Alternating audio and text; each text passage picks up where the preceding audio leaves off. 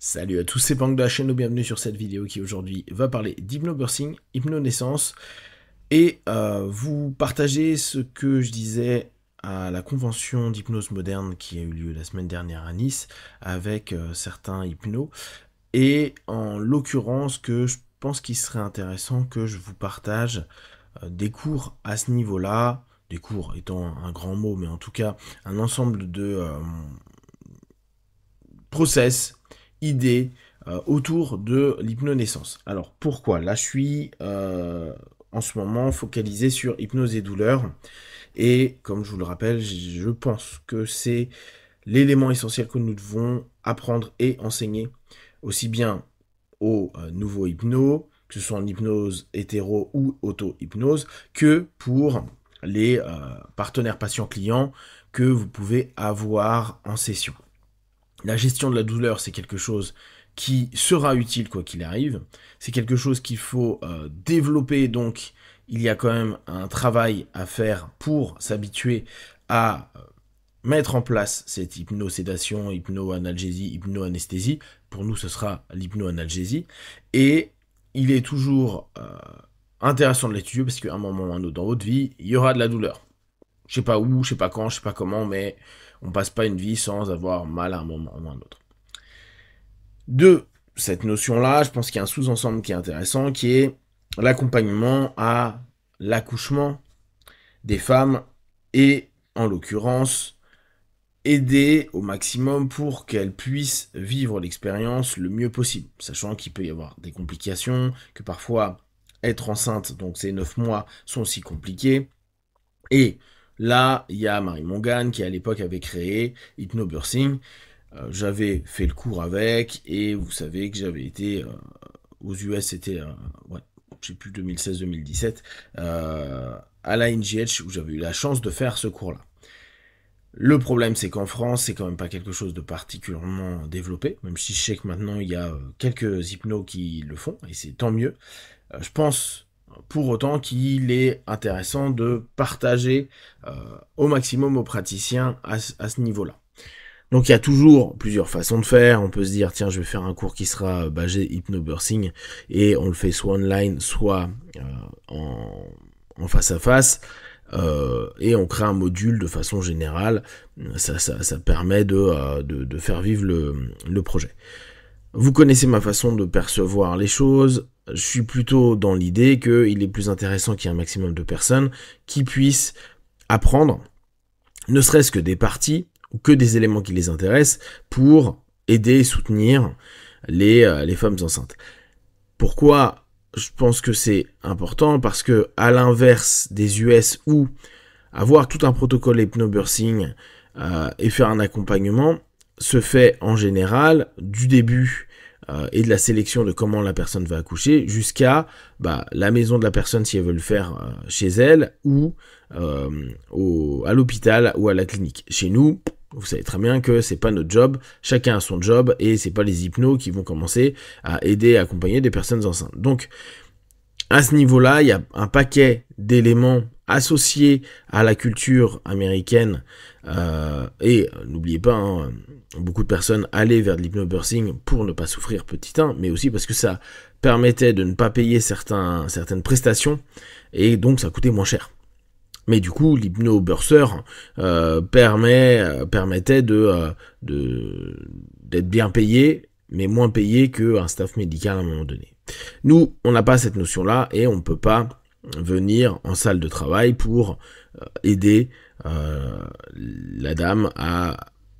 gérer au mieux la douleur. En général, on cherche, que ce soit conjoint-conjointe ou personne proche, qui prennent un peu le rôle de l'hypno. Je vous expliquerai comment, c'est assez simple, mais en connaissant certaines logiques, certains ancrages, certains mots, pour permettre à la personne peut-être de s'apaiser, de vivre l'expérience en étant plus relâché, plus relaxé, etc., etc. Donc, dans les jours, semaines, mois à venir, je vais vous partager sur je pense, des petites capsules de 20 minutes, entre 10 minutes et 20 minutes, des étapes, des phases de l'hypnobirthing, pour que vous puissiez l'intégrer pour ceux qui donnent des cours un petit peu dans vos cours, que pour ceux qui sont vraiment qui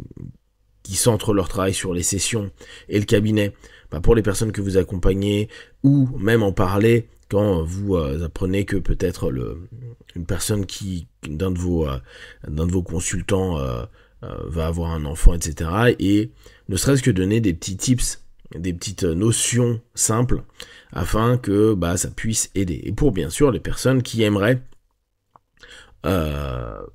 accompagner, peut-être vous le faites déjà, mais de façon plus structurée, sachant que aux US ça avait quand même déjà 30 ou 40 ans, donc il y a quand même une expérience qui est intéressante, même si, comme je vous dis, c'est pas du tout la même chose sur nous, notre façon de faire en France, et que, une fois de plus, je vous le rappelle, nous sommes une hypnose complémentaire au médical, et on n'est pas du tout là en train de se substituer ou se substituer à qui que ce soit. On est vraiment là pour aider à compléter et à apporter du bon.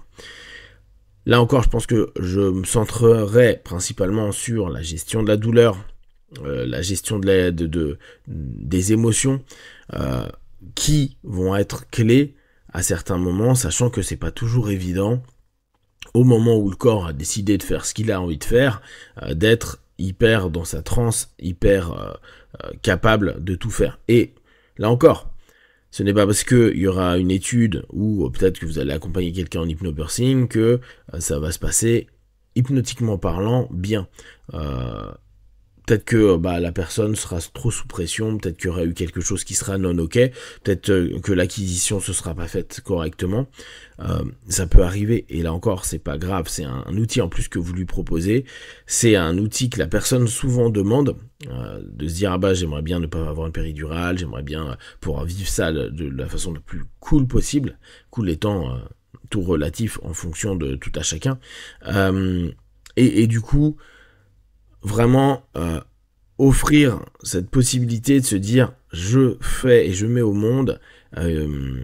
dans les meilleures conditions possibles. Je vous rappelle, pour les personnes qui sont enceintes, qui écoutent cette vidéo, qu'il y a déjà sur HNO MP3 Hypnose un petit programme d'accompagnement pour les personnes qui veulent tomber enceintes de mémoire et des personnes qui vont avoir un enfant. Donc n'hésitez pas, c'est des petits programmes, ça peut toujours aider.